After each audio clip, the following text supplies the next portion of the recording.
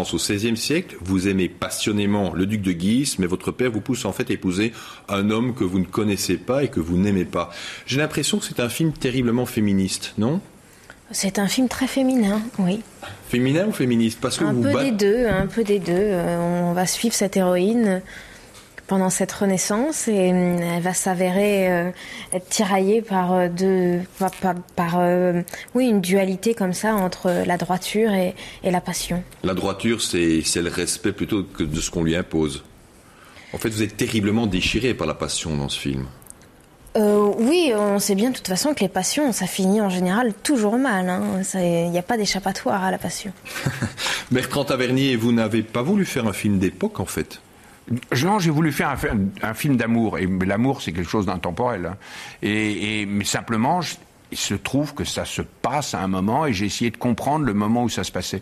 Mais pour moi, ce qui compte, ce sont les sentiments amoureux, les sentiments de passion, les sentiments de remords, de doute. Parce que rien n'est simple dans cet amour, parce qu'il y a quelqu'un d'autre, Lambert Wilson, qui vous aime en fait aussi en plus.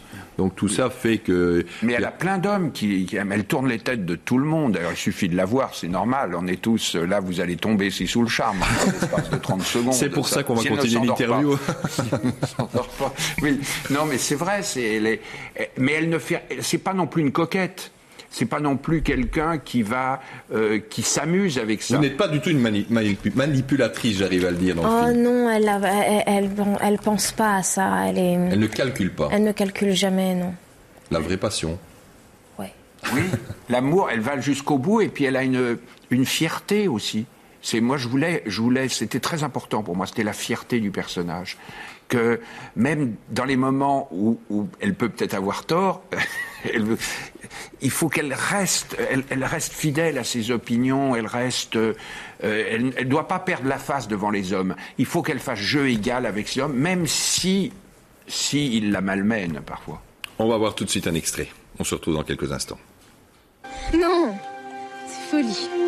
Aucune folie, puisque nous nous sommes donnés l'un à l'autre depuis toujours.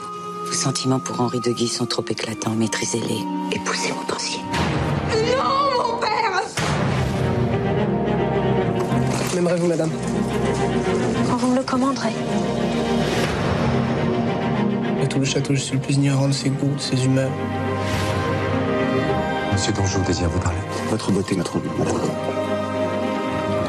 Je n'ai pas changé, Marie. Votre impudence, monsieur, je n'en veux plus. Il n'a cessé de me regarder. L'idée du péché, est-ce déjà péché? L'idée sans l'envie, non. Et l'idée avec l'envie? Si tu m'as trompé sur ton cœur et le sien, face à face, sans merci. Je suis sincèrement jaloux de votre époux. Pardon? Ce que je dis, madame, je vous aime. Délivrez-vous. Oubliez monsieur de Guise. Merci.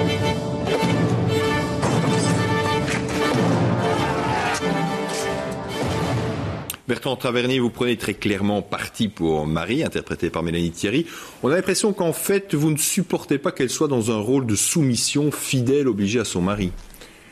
Non, mais elle l'aime, elle essaye quand même. Elle essaye de l'aimer. Elle essaye de l'aimer, et je pense que s'il y a quelque chose qui est touchant dans le film, c'est que très souvent les personnages sont très près de passer à côté. Ils passent à côté du bonheur, mais ils pourraient avoir ce bonheur. Mais ils savent qu'ils passent à côté du bonheur. Ils le savent après coup.